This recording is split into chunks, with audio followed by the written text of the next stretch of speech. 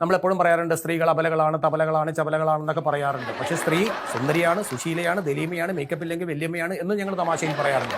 പക്ഷെ ഇതൊന്നും അല്ല കാര്യം. സ്ത്രീ എപ്പോഴും വീടിന്റെ വിളക്കാണ്. ഒരു വീട്ടിലൊരു പെണ്ണുള്ളത് എന്തൊരു ഐശ്വര്യമാണ്. ആ വീട്ടിൽ പെണ്ണായിട്ട് ഒരു അമ്മയോ അമ്മുമ്മയോ കാമുകിയോ പെങ്ങളോ ആരെങ്കിലും ഉണ്ടെങ്കിൽ ആ വീടിനെന്നും വെളിച്ചമാണ്. അസതോമ സദ്ഗമയ, തമസോമ ജ്യോതിർഗമയ, മൃത്യുമ അമൃതംഗമയ, അതിലും വലിയ ഗമയാണ് നിങ്ങൾക്കൊക്കെ എന്ന് പറയിപ്പിക്കാതിരിക്കാൻ വേണ്ടിയിട്ട് നമ്മളെപ്പോഴും സ്ത്രീകളോട് അടുത്ത് നിൽക്കുക, സ്നേഹിക്കുക, ബഹുമാനിക്കുക. ഇത് ഞാൻ പറഞ്ഞു വരുന്നത് പല കുടുംബങ്ങളിലും അമ്മമാര് ആവറേജും അച്ഛന്മാര് ബീവറേജുമാണ്. ഈ ആവറേജും ബീവറേജും കൂട്ടിയിടിക്കുമ്പോഴാണ് ഫുൾ കവറേജ് പത്രത്തിൽ ഉണ്ടാകുന്നത്. പക്ഷെ സ്ത്രീ ഒരു ധൈര്യശാലിയാണ്. കാരണം എന്ന് വെച്ചിട്ടുണ്ടെങ്കിൽ നമ്മൾ പെണ്ണ് കാണാൻ ചെല്ലുമ്പോൾ ആ പുരുഷൻ എപ്പോഴും ഒറ്റക്കല്ല പോകുന്നത്, ഒരു കൂട്ടുകാരനെയും കൂടി കൂട്ടിക്കൊണ്ടാണ് പോകുന്നത്. അത് നിശ്ചയം ഉറപ്പിക്കുമ്പോഴും അല്പം ചില കൂട്ടുകാരും പിന്നെ ചില വേണ്ടപ്പെട്ട ബന്ധുക്കളും 2 നാട്ടുകാരെയും കൂടി കൊണ്ടാണ് പോകുന്നത്. ഇനി വിവാഹം കഴിക്കാൻ ചെല്ലുമ്പോൾ നാട്ടുകാരെയും ബന്ധുക്കളെയും കൂട്ടുകാരെയും ലോകമെമ്പാടുമുള്ള VIP-കളെയും വിളിച്ചുകൊണ്ടാണ് പോകുന്നത്. പക്ഷെ അവൾ വരുന്നത് ഒറ്റക്കാണ് അവളുടെ വീട് വിട്ട്. അത് വെച്ച് നോക്കുമ്പോൾ അവൾ എന്തോരം ധൈര്യമുള്ളതാണ്.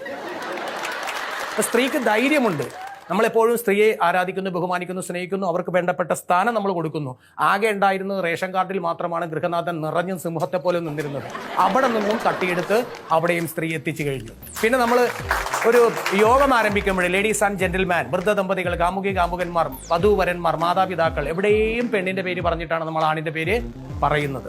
സ്ത്രീകൾ എല്ലാ രംഗത്തും വന്നു. സ്ത്രീകളൊന്ന് കുറിച്ച് നോക്കി. സ്ത്രീകൾ എങ്ങനെയാണ്?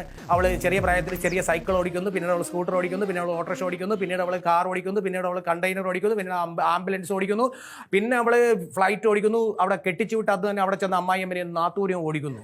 എല്ലാ രംഗത്തേക്കും സ്ത്രീകൾ വന്നു. എവിടെയാണ് സ്ത്രീകൾ വരാത്തത്? എല്ലാ രംഗത്തും സ്ത്രീകൾ നിറഞ്ഞു നിൽക്കുക. സ്ത്രീകൾ വരാത്ത ഒരേ ഒരു സ്ഥലം മാത്രമേ ഉള്ളൂ. എവിടെയാ? ഫയർഫോഴ്സ്. എന്താ കാര്യം? സ്ത്രീക്ക് തീ കൊളുത്താൻ മാത്രമേ അറിയൂ, അണക്കാൻ അറിയില്ല. അപ്പൊ അവിടെയും ആര് നിറഞ്ഞു നിൽക്കണം? സ്ത്രീ നിറഞ്ഞു നിൽക്കണം. പക്ഷെ പൊതുവേ നമ്മൾ പറഞ്ഞാൽ സ്ത്രീ എന്ന് പറഞ്ഞാൽ വിളക്ക് തന്നെയാണ്, പുരുഷനോ വെറും തീപ്പെട്ടി മാത്രമാണ്. അപ്പൊ സ്ത്രീയെ നമ്മൾ എപ്പോഴും ആരാധിക്കുക, ബഹുമാനിക്കുക, സ്നേഹിക്കുക. സ്ത്രീയിൽ നിന്നാണ് എല്ലാം ഉണ്ടാകുന്നത്. ഭൂമിയിൽ എല്ലാവരും പെണ്ണായി പിറക്കുന്നു, ചിരലതിൽ ഭാഗ്യം കൊണ്ടാണായി മാറുന്നു. അപ്പൊ സ്ത്രീയെ എവിടെയാണ് നമ്മൾ കൊണ്ടിരുത്തേണ്ടത്? വലിയ സ്ഥലത്താണ് കൊണ്ടിരുത്തേണ്ടത്. അപ്പോൾ അത്രയ്ക്കും ബഹുമാനം നമ്മൾ സ്ത്രീക്ക് കൊടുത്തു കഴിഞ്ഞാൽ ഈ ലോകം നന്നാകും. ഒരു ലോകം നന്നാക്കാൻ ഒരു പെണ്ണ് വിചാരിച്ചാൽ നടക്കും. എങ്ങനെ നടക്കും? ഒരു പെണ്ണ് വിചാരിച്ചാൽ അവർ വീട് നന്നാവും, വീട് നന്നായ നാട് നന്നാവും, നാട് നന്നായാൽ ആ താലൂക്ക് നന്നാവും, താലൂക്ക് നന്നായി ജില്ല നന്നാവും, ജില്ല നന്നായി സംസ്ഥാനം നന്നാവും, പിന്നെ ഈ രാജ്യം നന്നാകും. അപ്പോൾ പിന്നീട് ലോകം നന്നാകും. അപ്പോൾ ആരാദ്യം നന്നാകണം? സ്ത്രീ നന്നാവണം.